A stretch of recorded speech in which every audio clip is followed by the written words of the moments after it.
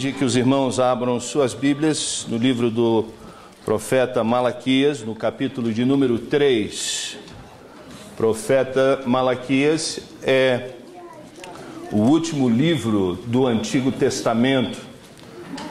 Pode colocar, por gentileza, o primeiro slide. Malaquias, capítulo de número 3. E nós vamos ver alguns pontos do verso de número 6 ao verso de número 12. E o tema desta reflexão hoje é o que está aí, são os princípios bíblicos para as bênçãos financeiras na vida do povo de Deus. Em 1900, próximo slide aí, por favor. No ano de 1900, este senhor Robert Nicholas, ele se mudou, ele vivia no Canadá e ele foi de mudança para Illinois, Chicago.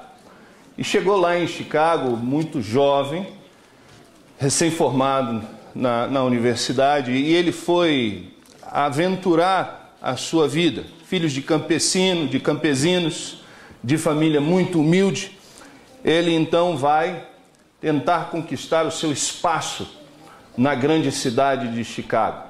E chegando lá, ele consegue um emprego. E ele passa a ganhar $6 por semana. E era uau mesmo, porque naquela época $6 por semana era um bom dinheiro. Na verdade, ele nunca havia sonhado em ganhar tanto dinheiro na vida dele. E ele escreve uma carta para os seus pais, dando a notícia que havia chegado bem e que já estava trabalhando e que estava ganhando $6 por semana, e coisa que ele jamais havia sonhado em ganhar na vida dele. E ele, todo entusiasmado com as suas conquistas daquele momento, ele escreve com esse entusiasmo para o seu pai e sua mãe, lá no Canadá.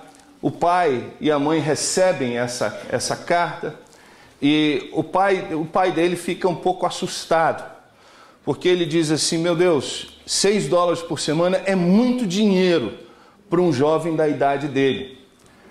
E o pai então fica preocupado e ele fica assim: meu Deus, será que meu filho vai saber como lidar com tanto dinheiro? Será que esse dinheiro não vai estragar a vida do meu filho? Será que ele vai saber usar esse dinheiro, ou esse dinheiro vai usar o meu filho? E o pai então ora a Deus e decide escrever uma carta para o filho. E ele escreve uma carta para o filho, advertindo o filho dos perigos do dinheiro. E ao longo da carta, o pai dele cita Provérbios 11:24, várias vezes na carta. Provérbios 11:24 diz: há quem dê generosamente e vê aumentar suas riquezas. Outros retêm o que deveriam dar e caem na pobreza. Várias vezes ele vai citando isso para o filho na carta e advertindo o filho: filho, não se esqueça do Senhor. Não se esqueça que é o Senhor que tem sustentado você aí nessa terra. Não se esqueça da obra de Deus. E o pai dele avisa para o filho: filho, olha, Deus às vezes abençoa algumas pessoas de maneira financeira, para que essa pessoa possa abençoar a obra de Deus na terra. Não se esqueça disso. Esse versículo, Provérbios 11:24, criou um impacto muito grande na vida deste jovem. E ele guardou esta palavra no coração. E logo ele passou a ser dizimista fiel. Ele fez a sua membresia numa igreja local, começou a servir na igreja, na escola dominical, começou a dar o seu dízimo ali na casa do Senhor, na igreja local. Ele começou a convidar os seus colegas a irem à igreja e começou a evangelizar os seus amigos. Muitos dos seus amigos vieram a conhecer a Jesus Cristo por causa do testemunho dele.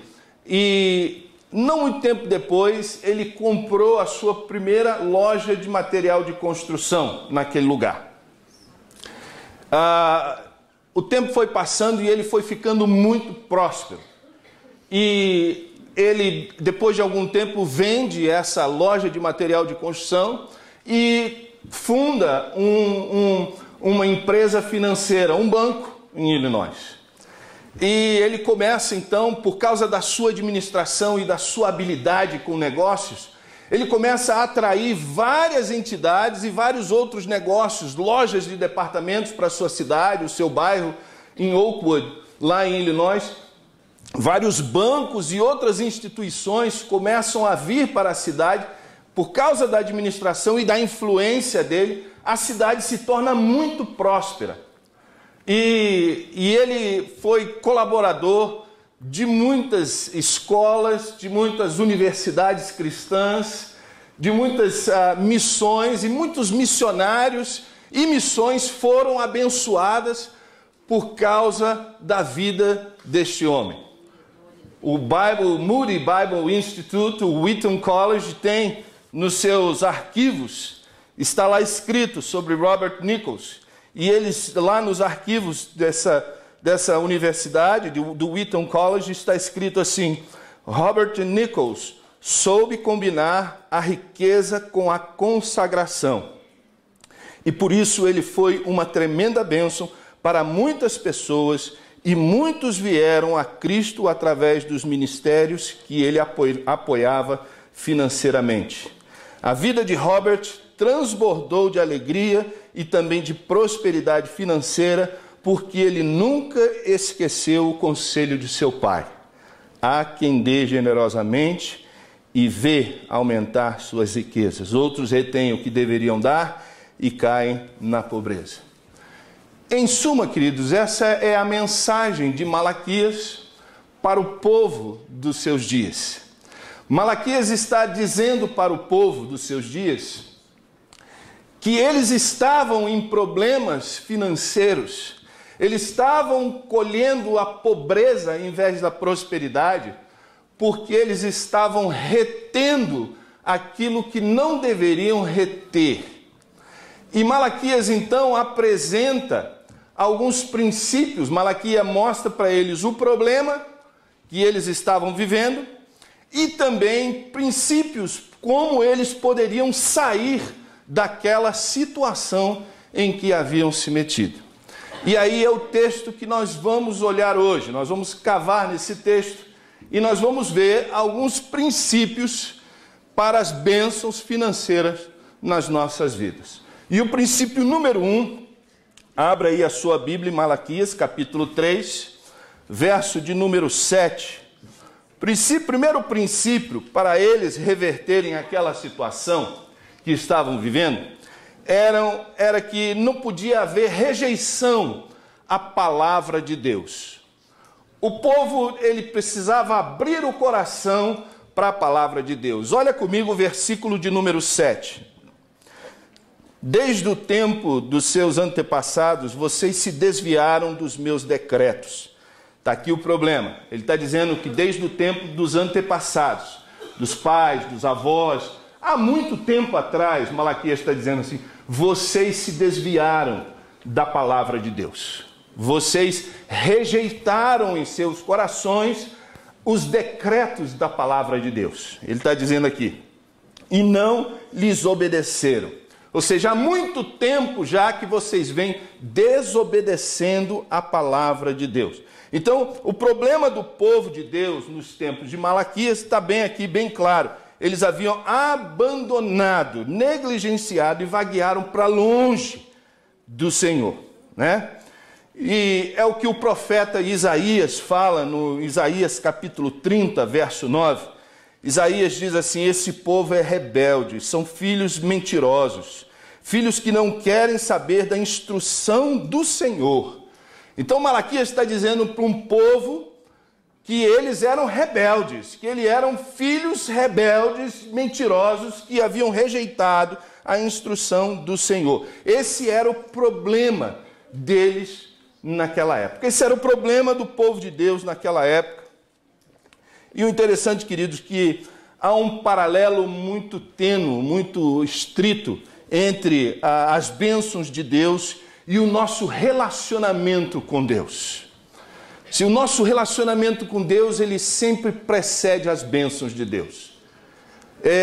Jesus diz assim em João 14:15, se vocês me amam, obedecerão o quê? Os meus mandamentos. Ou seja, as Escrituras, a obediência às Escrituras sagradas é um barômetro do nosso relacionamento de amor com Deus. E a gente pode dizer assim, eu amo a Deus, mas se a gente desobedece, negligencia, rejeita a palavra de Deus no nosso coração, Jesus está dizendo assim, você não me ama. Você não me ama. Porque a obediência é uma reflexão do nosso amor a Deus.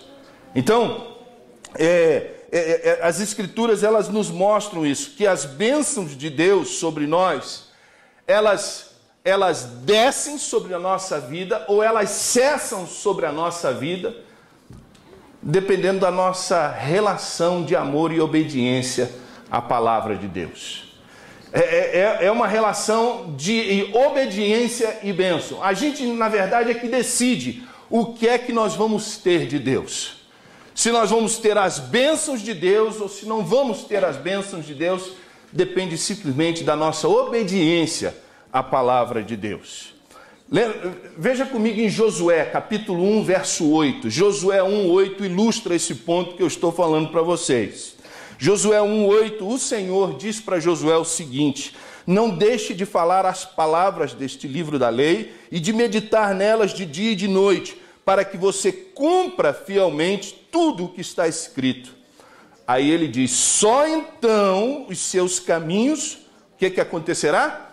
Prosperarão e você será bem sucedido. O que Josué precisava fazer? Josué precisava obedecer atentamente à palavra de Deus. Josué precisava dar ouvido à palavra de Deus para que ele pudesse ser bem sucedido. Ou seja, a obediência aos mandamentos é que vão determinar a nossa vitória ou a nossa derrota nas coisas espirituais na nossa vida. Se obedecermos, Deus diz, vai haver vitória. Se obedecer e ficar na minha presença, o placar vai virar. Se você permanecer na minha presença e ficar atento às minhas palavras, então a sua tristeza vai virar alegria. Espera em obediência na presença do Senhor. É isso que ele está dizendo para Josué. Então, este paralelo, ele é abordado por toda a Bíblia. Por toda a Bíblia a gente vai ver esse paralelo de obediência e bênção caminhando juntos. A gente precisa entender isso. Que se um cristão ele é desobediente, desrespeitoso, desatencioso, desafiador, incrédulo à palavra de Deus, ele não está debaixo da bênção de Deus. Ele não está debaixo da bênção de Deus. Se ele é uma pessoa desinteressada pela palavra do Senhor, isso vai afetar drasticamente as bênçãos de Deus sobre a sua vida. Isso é o que a palavra de Deus nos ensina. Aliás, Provérbios 28:9, aí na tela diz assim, que até as nossas orações, quando nós negligenciamos a palavra de Deus, ele diz assim, se alguém recusa ouvir a lei, que é a palavra de Deus, até as suas orações serão detestáveis. Olha que perigo que é. Negligenciar a palavra de Deus é coisa seríssima. É coisa seríssima. Provérbios 28:9 fala isso. Bom, e a aplicação aqui para nós no primeiro ponto é, se quiser desfrutar das bênçãos de Deus, então é fundamental que você observe com atenção a palavra de Deus. A palavra de Deus precisa ser observada com atenção. Dê ouvido ao que a palavra de Deus diz. Assim como um construtor ele precisa dar ouvido. Quando ele vai, alguns de vocês aqui são da construção civil, constroem casas, constroem decks, constroem 1001 coisas. Quando você vai construir uma coisa, você precisa seguir o quê? A planta da construção. Um construtor, ele precisa seguir a planta para construir a casa, o edifício da maneira correta. Queridos, A planta da vida do homem, a planta da vida do cristão é a palavra de Deus. A nossa vida precisa ser construída de acordo com as instruções do nosso Criador. Porque só assim nós vamos conseguir edificar algo de valor para o nosso Deus na nossa vida. Então, o princípio número 1 é isso: não pode haver rejeição à palavra de Deus. Princípio número 2, que Malaquias apresenta, é que eles precisavam ter uma restauração da sua comunhão com Deus. Olha comigo o verso 7, parte B. Diz o Senhor: voltem para mim e eu voltarei para vocês, diz o Senhor dos Exércitos. Mas vocês perguntam: como voltaremos? Se o problema do povo daquela época foi identificado, a solução foi oferecida a eles. O povo tinha rompido o seu relacionamento, a sua comunhão com o Senhor. Mas o interessante é que eles não perceberam que estavam fora da comunhão com Deus. Eles não se deram conta de que eles estavam longe. Eles estavam vivendo no engano, achando que tudo estava bem com o seu relacionamento com Deus.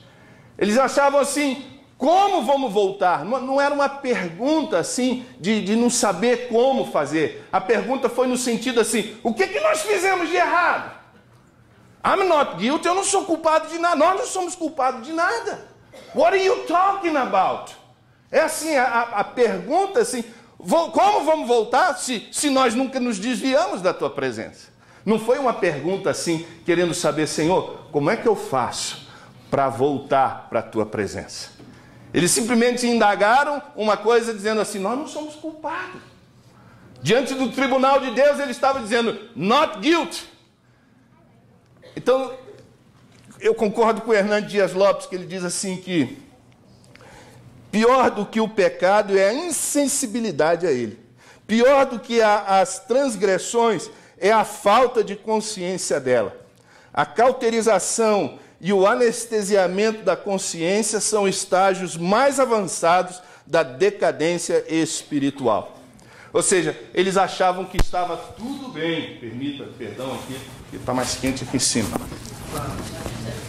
Eles achavam que tudo, obrigado.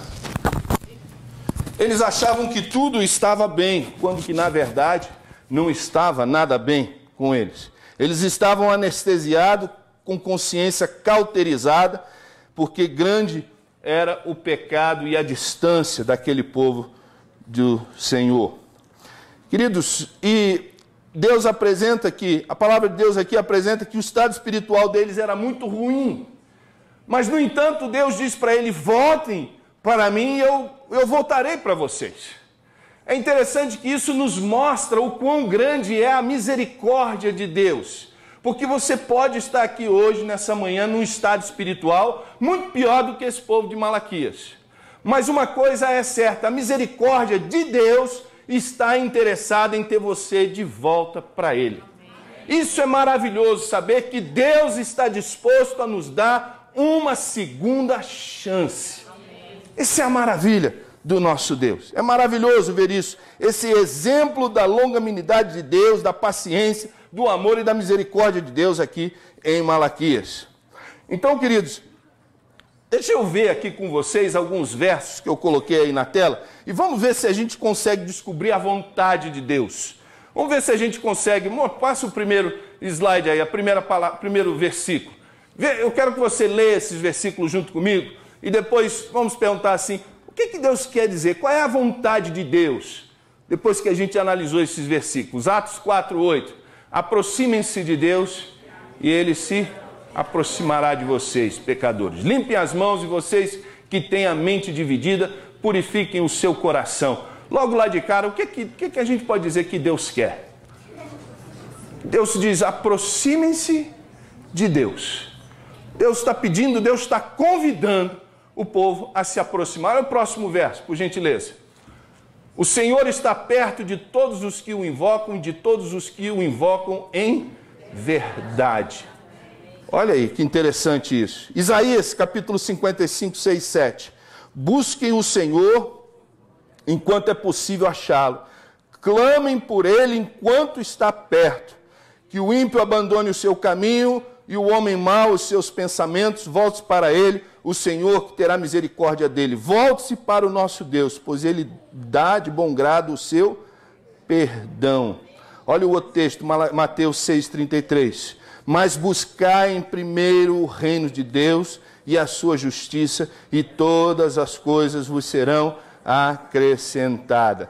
O que será que Deus quer? Qual é a vontade de Deus nesses versículos? Amados, a vontade de Deus é que Deus quer estar perto de nós.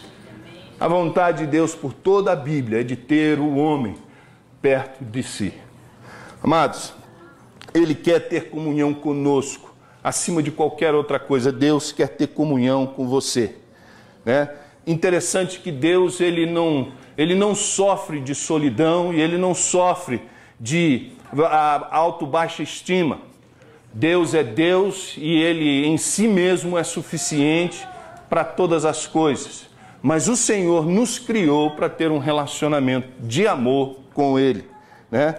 E ele não se joga em cima de nós, mas ele nos chama, ele nos convida para chegar perto dele. Ele quer que você e eu façamos uma escolha de livre e espontânea vontade de andar com ele em harmonia. Ele nunca vai obrigar ninguém a andar com ele, ele vai nos convidar, né? Então, colocar o Senhor em primeiro lugar em sua vida é a chave para desfrutar das mais ricas bênçãos de Deus, do Senhor e na nossa vida. E eu gosto muito daquela canção que a gente cantava aqui alguns anos atrás. Eu quero é Deus. Eu quero é Deus. Não importa o que vão falar de mim, não é isso? Não estou nem aí, eu quero é Deus, né? Então, queridos, isso é a coisa muito importante, né? O povo havia se distanciado do Senhor e agora Malaquias diz, o profeta diz, voltem-se a Deus para que ele volte a vocês também. E como é que você faz? Já que essa não foi a pergunta de Malaquias, mas como é que você faz para voltar para o Senhor? E a Bíblia nos dá alguns passos importantes para nós implementarmos essa volta ao Senhor. Primeiro, se você andou desviado dos caminhos do Senhor e precisa voltar para os caminhos do Senhor, tem algumas coisas que você pode fazer. Primeiro, preste atenção no Senhor. Dê sua atenção a Ele. Ouça o que o Senhor tem para te dizer na sua palavra. Ouça a palavra de Deus. Ouça e ouça com atenção, porque ouvir é fundamental para que nós possamos voltar para o caminho do Senhor, para que nós possamos voltar a crescer espiritualmente, né? Queridos, eu pedi o pessoal da manutenção para dar uma olhada no heater aí, por favor, que eu acho que está too much. Sei que o Espírito está se movendo aqui, mas eu acho que o heater também está ajudando, né? Salmo 85 diz assim, eu ouvirei o Senhor, né? O Deus, eu ouvirei o que Deus, o Senhor disse, Ele promete paz ao seu povo e aos seus fiéis. E Ele diz, não voltem eles à insensatez. Ou seja, dar ouvido ao Senhor é importante para nós voltarmos a ter comunhão com o Senhor. Segunda coisa, sonde seu coração. Você está apático, você está frio, você está indiferente às coisas do Senhor, sonde o seu coração. Veja se não há lá dentro do seu coração coisas que estão prejudicando a tua caminhada com o Senhor. Veja aí no seu coração se não há alguma amargura, se não há alguma coisa no seu coração que você tem que confessar e deixar de lado. Sonde o seu coração. Terceira coisa, dê lugar à humildade. Porque sem humildade não tem como ser próspero na presença do Senhor. A palavra de Deus diz que Deus exalta os humildes, mas o Senhor ele abate os arrogantes, né? E se tivermos que consertar algo que está de errado no nosso relacionamento com alguém, certamente nós vamos precisar da humildade. para chegar e pedir perdão. Nós vamos precisar de humildade para chegar diante de Deus e dizer: Senhor, eu reconheço que tenho errado, que o Senhor eu não tenho estado na tua presença. Então, a humildade é fundamental para voltarmos aos caminhos do Senhor. O que falar da fé? É preciso ter fé no Senhor. Fé no nosso Senhor e Salvador Jesus Cristo é vital para voltarmos ao Senhor, aos caminhos do Senhor. Também uma outra coisa que a gente precisa entender é evitar pessoas e caminhos perversos, porque isso nos afasta dos caminhos do Senhor. Cuidado com quem você se associa. Semana passada nós falamos aqui o que aconteceu com Ló, porque ele escolheu se associar com gente perversa. Então evite companhias, evite relacionamentos que fazem você pecar. Provérbios 4,14 diz: não siga pela vereda dos ímpios, nem ande no caminho dos maus. Ou seja, fique longe de pessoas e coisas perversas. Né? Não deixe de orar. Se o meu povo, que se chama pelo meu nome, orar e me buscar e confessar os seus pecados, Deus diz o quê? Eu ouvirei, perdoarei e sararei a sua terra. Ore a Deus, busque Deus em oração, busque conhecer a Deus. E uma última coisa, persevere na tribulação. Persevere nas lutas. As lutas vêm, mas as lutas passam, quando nós permanecemos na presença do Senhor. Então permaneça, seja perseverante na provação. E um terceiro e último conceito, para eles reverterem aquela situação, Malaquias diz assim: vocês precisam devolver a Deus o que é de Deus. E ele diz no verso de número 8, pode um homem roubar a Deus? Contudo, vocês estão me roubando. E ainda perguntam, como é que te roubamos? Novamente, a pergunta não é para dizer assim, como isso aconteceu? Não. A pergunta, novamente, é, nós não fizemos nada de errado. O que está acontecendo? O que o senhor está falando? What are you talking about? Né? Como te roubamos? Ele diz, nos dízimos e nas ofertas. Vocês estão debaixo de grande maldição, porque estão me roubando. A nação toda está me roubando. Tragam o dízimo todo ao depósito do templo, para que haja alimento em minha casa. Ponham-me à prova, diz o Senhor dos Exércitos, e vejam se não vou abrir as comportas do céu e derramar sobre vocês tantas bênçãos, que nem terão onde guardá-las. Impedirei que pragas devorem as suas colheitas, e as videiras dos campos não perderão o seu fruto, diz o Senhor dos Exércitos. Então todas as nações os chamarão felizes, porque a terra de vocês será maravilhosa, diz o Senhor dos Exércitos. Então aqui Malaquias diz para o povo, olha, se vocês quiserem as bênçãos de Deus sobre a vida financeira de vocês, não rejeite a palavra de Deus. Busque a reconciliação com o Senhor. Busque, sonde o seu coração, veja se não tem algo aí que atrapalhando a sua comunhão com Deus e volte, restaure a sua comunhão com Deus. Creia que Deus está mais interessado no relacionamento com vocês do que nos seus próprios dízimos e ofertas. Deus está mais interessado em ter um relacionamento com você, povo. Ele está dizendo, né? Por isso que em Deuteronômio 6:5 fala assim, ame o Senhor, o seu Deus, de todo o coração, de toda a tua alma e de todo o teu entendimento. Deus está chamando o povo para ter um relacionamento de amor com Ele. Provérbios 3:5 diz, confie no Senhor de quê? De todo o teu coração. Então a palavra de Deus nos ensina isso. Paulo ilustra essa questão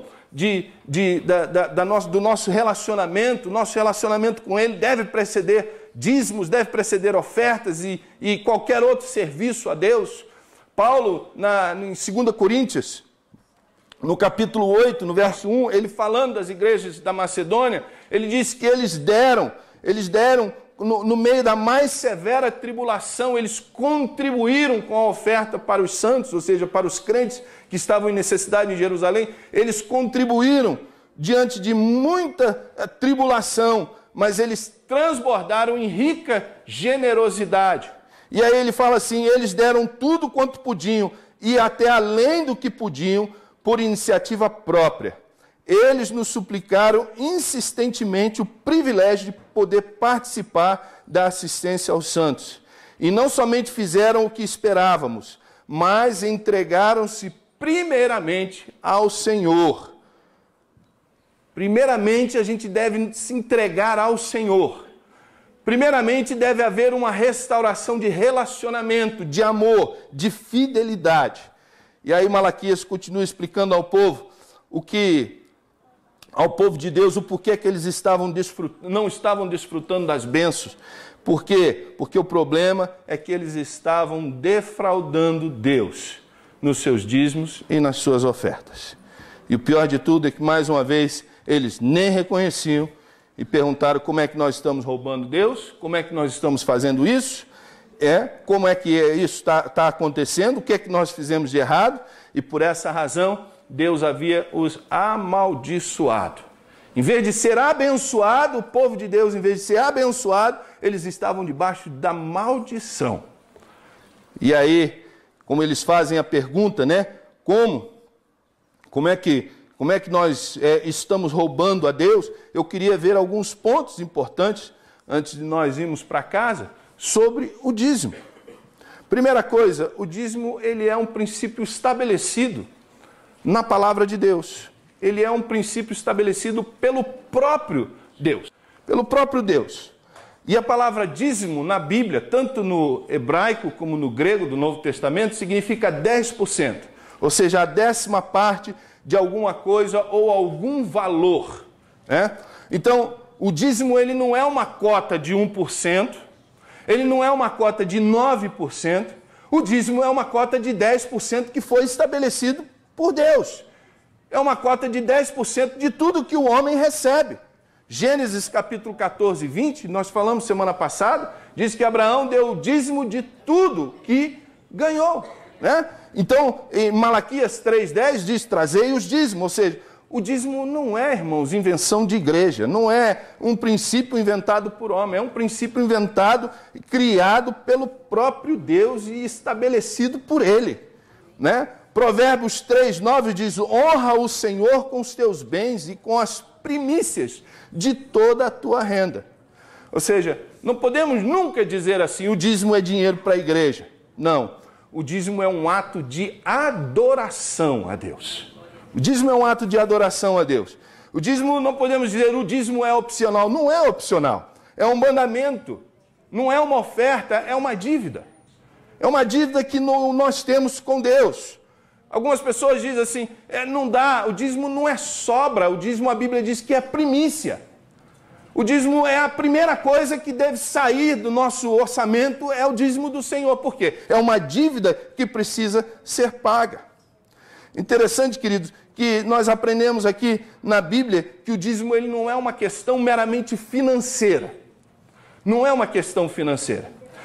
É uma questão de adoração e amor a Deus. Porque Jesus disse assim, aonde estiver o teu tesouro, vai estar o quê? O teu coração. Em outras palavras, na linguagem mais popular, Jesus está dizendo assim, que o bolso revela o nosso coração. É o nosso bolso que revela o nosso coração. Aonde que está indo o seu dinheiro? Aí vai estar o seu coração, Jesus diz isso. Então, o dízimo é a primeira coisa, ele é um princípio estabelecido pelo próprio Deus. Segunda coisa, o dízimo ele é santo ao Senhor. Em Levíticos, capítulo 27, Levíticos 27, capítulo 32, se eu não me engano, 27, 32, mostra claramente que o dízimo ele é sagrado ao Senhor. O dízimo dos seus rebanhos, 1 de cada 10 animais que passarem debaixo da vara do pastor, será consagrado ao Senhor. Ou seja, nós aprendemos por toda a Bíblia que o dízimo é de Deus. É algo que pertence ao Senhor. No livro de Daniel, capítulo 5, do verso 22 ao 32, conta a história de Belsazar, o rei Belsazar. O rei Belsazar, ele foi até Jerusalém e ele roubou todos os itens consagrados ao Senhor que estavam no templo e levou para si. E quando ele chegou lá, no seu palácio, ele deu uma festa e começou a usar os cálices sagrados do Senhor, que eram do templo, ele começou a usar na sua festa. E de repente aparece uma mão, e começa a escrever na parede. E naquele dia, o juízo de Deus veio sobre ele, por quê? Porque ele tinha usurpado de algo sagrado do Senhor. A maldição de Deus caiu sobre a vida dele naquele momento, quando ele estava usando de maneira indevida as coisas de Deus. Acã, no livro de Josué, capítulo 6, o Senhor diz: não pegue nada daquela cidade que vocês vão invadir, porque aquilo eram as primícias do Senhor. Acã, ele decide se apoderar de algumas joias, de algumas riquezas, e ele esconde os tesouros que ele roubou, que eram consagrados ao Senhor, debaixo da sua tenda. E o texto diz que a maldição de Deus veio sobre a casa de Acã. Amados, o dízimo é sagrado ao Senhor. O dízimo é de Deus. Terceira coisa sobre o dízimo é que o dízimo ele faz parte do culto. A devolução dos dízimos sempre fez parte da liturgia do culto a Deus. O dízimo ele é um ato litúrgico, ele faz parte do culto da congregação dos santos. E toda vez que o povo de Deus se reúne, deve haver o momento em que há a entrega dos dízimos e da oferta ao Senhor, porque faz parte da liturgia do culto de Deus. O dízimo ele é o meio pelo qual Deus determinou que haveria o sustento da sua obra, da sua casa aqui na terra. É a maneira como Deus decidiu financiar a sua obra na face da terra, através dos dízimos que Ele mesmo estabeleceu.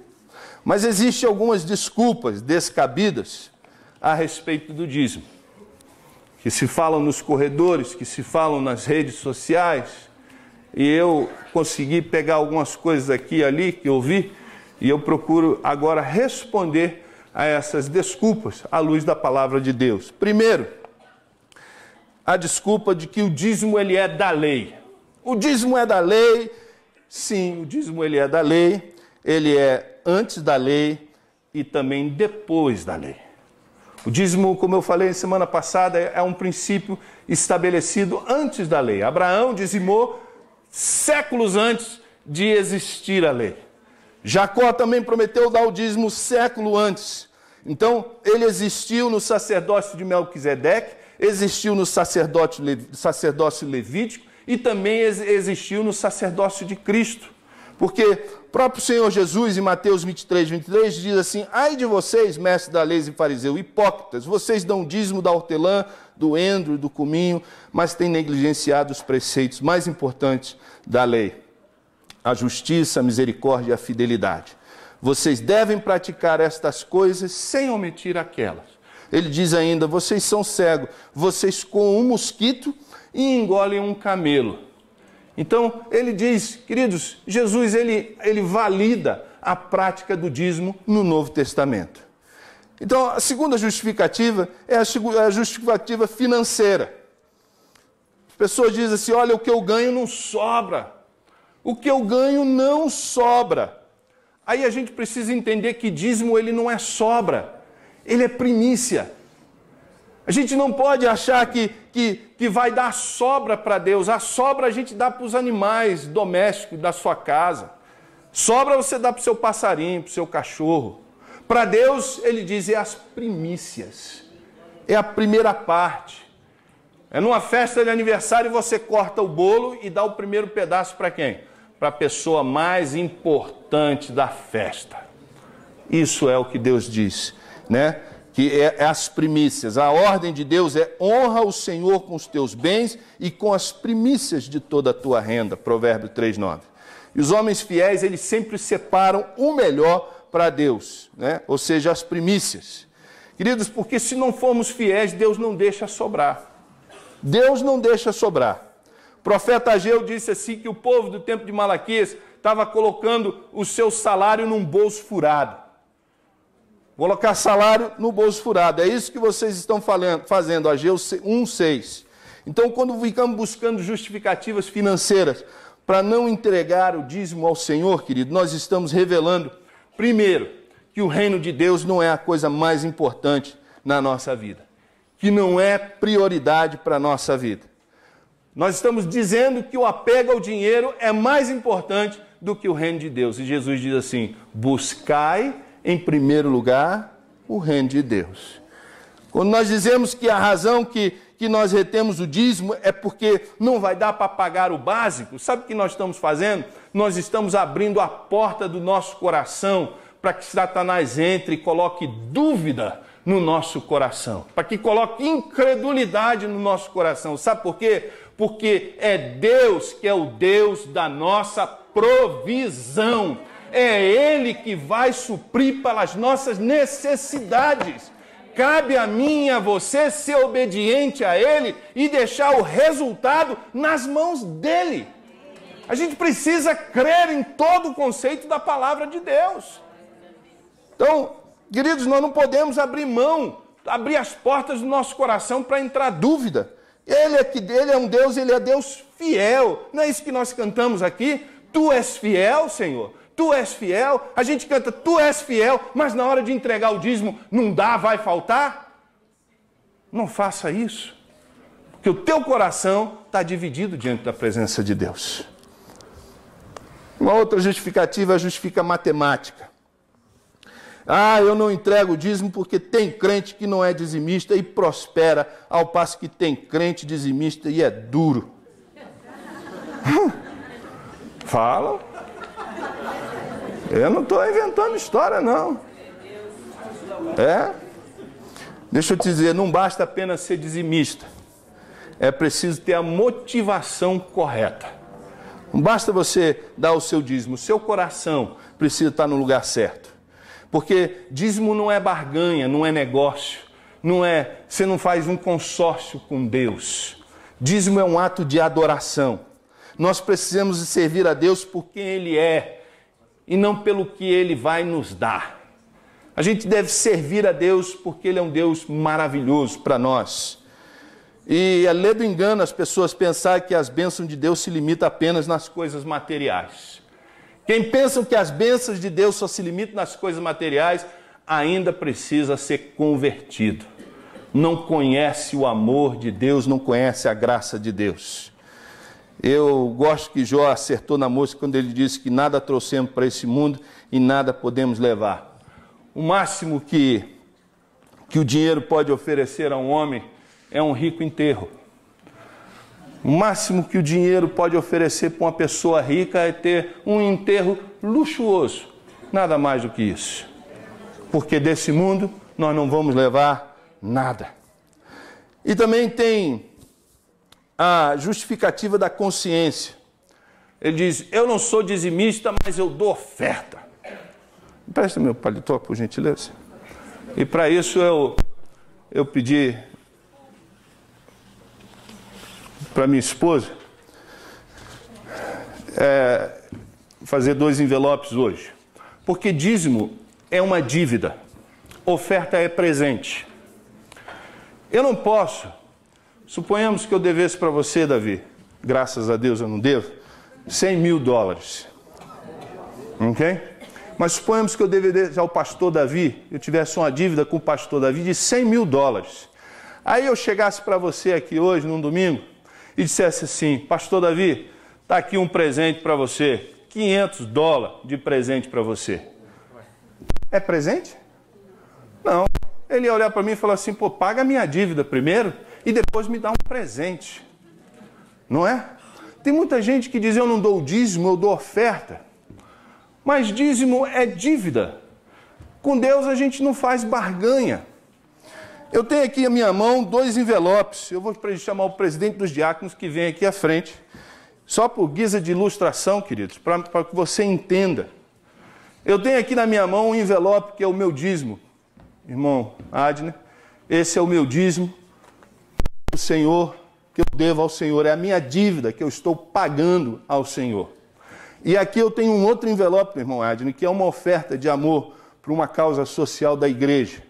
Isso aqui é a minha oferta. Entrega isso na mão da tesoureira, que a tesoureira já sabe para que fundo é esse. você, por favor, entrega isso. Isso é minha oferta. Esse é o meu presente. Eu não sou obrigado a dar isso. Mas por causa da gratidão de que Deus tem me abençoado e tem me dado, eu sinto a alegria de poder dar um presente para a casa de Deus, para uma necessidade social. O meu dízimo, eu não posso chegar para ele e falar assim, aqui, ó, está aqui uma oferta de amor, faz isso aqui. Não, porque o dízimo não é meu. O dízimo é de Deus e eu não tenho a autoridade de administrar o dízimo que é de Deus. O que é de Deus é de Deus. E Deus diz, devolva aquilo que é de Deus. Só depois que eu pagar a minha dívida, Davi, a você, é que eu vou poder chegar a você, depois que eu pagar os meus $100 mil a você, que em nome de Jesus eu nunca vou ficar devendo isso para você, aí eu posso chegar para você e te dar uma oferta de $500, falar pela tua paciência, Davi, por você, né, não ter me processado, tá aqui, ó, quinhentinho, né, de presente para você. Aí sim você ia se alegrar e dizer, valeu, foi bom, né? Mas, queridos, dízimo é dívida, oferta é presente. E por aí vai, queridos. Justificação da discordância pessoal, eu não concordo com o dízimo. Queridos, a gente não tem que concordar com o dízimo. Todo direito. A gente só não tem direito de escolher o resultado. O resultado já foi estabelecido. O Senhor disse que nós podemos até discordar, mas dos resultados a gente não discorda. Deus já estabeleceu os resultados. Amados, quando nós discordamos dos dízimos, nós estamos discordando da palavra dos profetas. Nós estamos discordando dos salmos. Nós estamos discordando do próprio Senhor Jesus Cristo, que disse assim, dê a César o que é de César. O que é de César? É imposto, é taxa, é tributos. É lícito o crente pagar taxa. Crente que não paga imposto está vivendo em desobediência à palavra de Deus. É bom falar isso agora, porque agora é tax season. Sonegar imposto é pecado e é crime. E Deus diz, dê a César o que é de César. E dê a Deus o que é de Deus. O que é de Deus? Os dízimos e as ofertas, diz a palavra de Deus. Não podemos discordar das coisas como nós bem queremos, querido. Reter o dízimo é uma clara demonstração de amor ao dinheiro, e a Bíblia diz que o amor ao dinheiro é a raiz de todos os males, né? Então, para nós terminarmos, queridos, Deus, eu queria que você pensasse um pouco sobre isso na nossa conclusão aqui. Deus não precisava colocar no jardim do Éden uma árvore do conhecimento do bem e do mal. Deus precisava de uma árvore ali? Não. Não precisava. Ele queria o quê? A obediência de Adão. Deus precisava de Isaac, do filho de Abraão? Deus precisava que ele sacrificasse o filho dele naquele altar, naquela montanha? Não. Deus não precisava do filho de Abraão. O que é que Deus queria? Deus queria a fidelidade de Abraão. Deus não precisa do teu dinheiro e do meu dinheiro. Deus não precisa disso. A palavra de Deus diz que Ele é dono do ouro e da prata, da terra, do mundo e todos os que nele habitam. Deus, Ele não precisa do seu dinheiro, mas Deus requer o quê? A nossa fidelidade. Por isso que Jesus disse assim, aonde está o teu tesouro, aí está o teu coração. Tem um último slide que diz assim, que nenhum homem jamais perdeu alguma coisa por servir a Deus de todo o coração ou ganhou qualquer coisa servindo a Ele com o coração dividido. Ainda não nasceu na face da terra um homem que perdeu alguma coisa por servir a Deus de todo o seu coração. Não vai ser você, não vai ser eu. Se decidirmos servir a Deus de todo o nosso coração, sendo fiel a Ele com os dízimos e com as ofertas, nós iremos nos arrepender. Eu já sou dizimista e ofertante há mais de 16 anos. E eu posso dizer, eu não me arrependo de ter sido fiel ao Senhor todos esses anos da minha vida. Nos tempos antigos, quando existia mercearia nos bairros, uma senhora toda semana ia à mercearia comprar, fazer as compras de casa. E ela levava a sua filhinha com ela.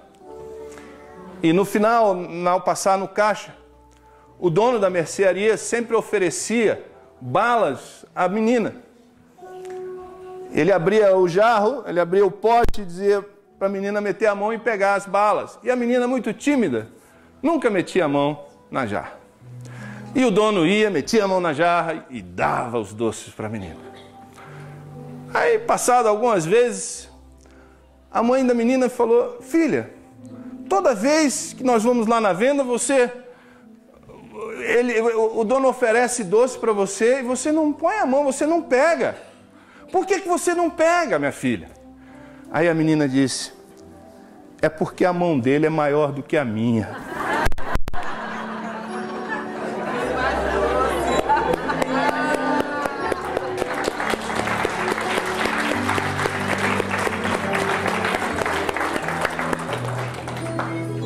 Eu não deixo de ser dizimista, porque a mão de Deus é maior do que a minha. Vamos ficar de pé?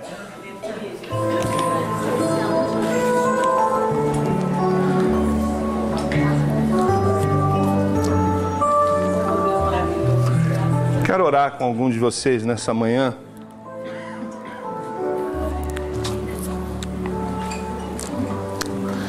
Sabe, queridos, nós temos que chegar à conclusão que vale mais ter 90% com a bênção de Deus do que 100% debaixo da maldição de Deus.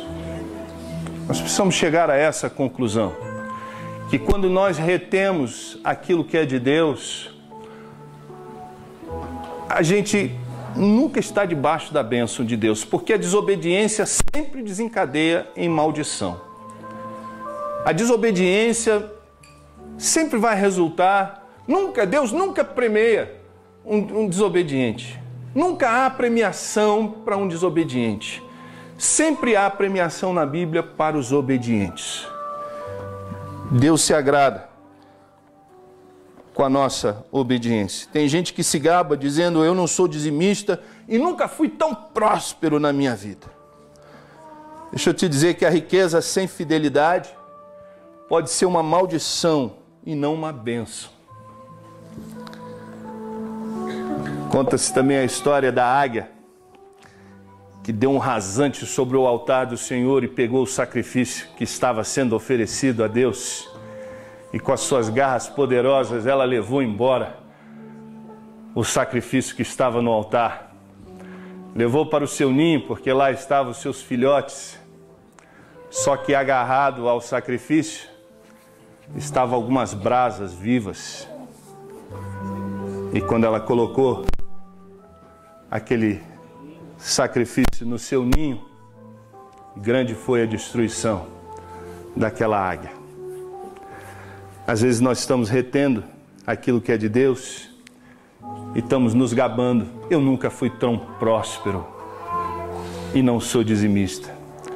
Talvez você nunca tenha sido tão amaldiçoado e nem percebe. O dinheiro pode ser nada mais do que um laço no seu pescoço e não uma bênção de Deus. Nós nunca devemos reter aquilo que é do Senhor. O dinheiro que o Senhor tem nos dado deve ser devolvido para o sustento da obra dele. E a palavra de Deus diz que ele nos dá ricamente muitas coisas para o nosso deleite. Muitas coisas Deus tem nos dado. A verdade é que a gente perde aquilo que retém e ganha aquilo que dá. Porque a semente que multiplica não é aquela que a gente come, é aquela que a gente planta. O que a gente come, ela acaba, ela morre, mas o que a gente semeia, a gente colhe de volta. Deus está querendo dizer para o seu povo lá em Malaquias: é isso que eu quero fazer com vocês. Devolva para mim os dízimos e as ofertas, e vocês vão ver as bênçãos que eu vou trazer sobre a vida de vocês. E assim Deus quer fazer conosco nesta noite. Eu, às vezes, fico pensando nas pessoas os grandes empresários do passado, que foram cristãos e contribuíram tremendamente para a obra de Deus. Vocês conhecem o chocolate Hershey? A companhia Hershey foi fundada por um cristão, um homem generoso que contribuiu grandemente para a obra e o sustento do reino de Deus. William Wrigley, dos chicletes Wrigley, também foi um homem cristão que colaborou muito com o reino de Deus. Você certamente já ouviu falar, talvez, do Colgate, William Colgate. Ele começou numa fábrica de sabão com 16 anos de idade. A única coisa que ele sabia fazer na vida era sabão e vela. E ele, indo para Nova York, no barco, o capitão do barco disse para ele: olha, meu filho, deixa eu te dizer uma coisa. Entrega o seu caminho ao Senhor, entregue o seu coração a Ele, confia nele. Dê ao Senhor o seu dízimo, dê a Ele o que pertence a Ele. Faça um sabão com integridade, seja honesto nos teus negócios e Deus vai te abençoar grandemente. E ele começou, no primeiro dólar que ele ganhou, ele deu o dízimo ao Senhor. Logo ele se tornou sócio da fábrica e ele começou a dar o dízimo. Depois ele dobrou 20%, 30%, 40%. De repente ele viu o sabonete dele espalhado por todo o mundo. O mundo inteiro tinha um sabonete Palmolive. E hoje, talvez na sua casa e na minha casa, com certeza, tem uma pasta de dente Colgate. Esse homem foi um tremendo contribuidor para o reino de Deus. Deus tem abençoado ainda muitas pessoas e eu creio que Ele ainda quer abençoar muitos mais. Se você quer essas bênçãos financeiras sobre a sua vida, preste atenção nesses princípios. Preste atenção nisso que nós ouvimos nessa manhã. Quero orar com você nessa manhã. Talvez você tenha sido um daqueles que tem dado desculpas. Eu quero orar pela sua vida nessa manhã, para Deus reverter essa história no seu coração. Talvez tudo que você tenha hoje é dinheiro, mas não tem a bênção de Deus no seu casamento, não tem a bênção de Deus sobre seus filhos, não tem as mais ricas de bênçãos de Cristo Jesus na sua vida. Vamos orar nesta manhã. Senhor, primeiro eu quero te agradecer, ó Deus, porque a terra e tudo que nela existe, o mundo e que neles vive são teus. Tudo o que tenho é teu, Senhor. Declare para Deus nesta manhã que tudo que você tem é dele. Deus, o teu povo nesta manhã que te adora, declara que tudo que temos é teu. Obrigado, porque tu és o Deus da criação e todas as coisas boas que o Senhor tem nos dado ricamente para a nossa satisfação, vem das tuas mãos. Obrigado pelo alimento, obrigado pela roupa, pela casa, pelo carro, pelos brinquedos, pelo lazer. Obrigado, Senhor, pelas férias que o Senhor tem nos dado. Obrigado, Senhor, por tudo que o Senhor tem nos dado de maneira abundante. Ajuda-nos, Senhor. Ajuda a mim, ajuda o teu povo a usar dessas coisas com sabedoria e não ter apego a essas coisas, mas sim usá-las para o teu bom propósito, ó Deus. Agora, irmão e amigo, peça perdão se você é um que tem sonegado o dízimo. Peça a Deus: Senhor, perdoa-me por ter sonegado por tanto tempo o teu dízimo, Senhor. Eu não sabia, Senhor, que era uma reflexão da minha fidelidade a Ti, Senhor. Perdoa-me por ter endurecido o meu coração. Perdoa por não ter confiado na Tua provisão. Perdoa-me, Senhor, pela ansiedade, pelas coisas do futuro. Porque, na verdade, eu posso ver, Senhor, muitas evidências ao meu redor da Tua fidelidade. E de hoje em diante eu decido que eu não vou mais ficar ansioso com o meu futuro, e eu quero te agradecer por sempre ter cuidado de mim e prover para as minhas necessidades. Agora, Senhor, quero declarar que de hoje em diante, eu decido que eu não vou mais confiar nas riquezas, eu não vou mais deixar que as riquezas e as preocupações com dinheiro dominem a minha vida.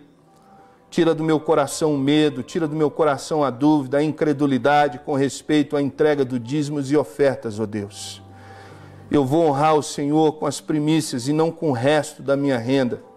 Eu quero dar ao Senhor o melhor com generosidade e alegria do coração, Senhor. Senhor, Tu é quem me faz rico em todas as áreas da minha vida. E por isso, Senhor, eu quero ser generoso para contigo e com a Tua obra. Que os meus dízimos, Senhor, e ofertas possam resultar no avanço do Teu reino. Que a minha generosidade também resulte em glória, Senhor, louvor e gratidão a Ti e não a mim, porque o Senhor é dono de tudo. E tudo que faço de bom é por causa do Senhor na minha vida.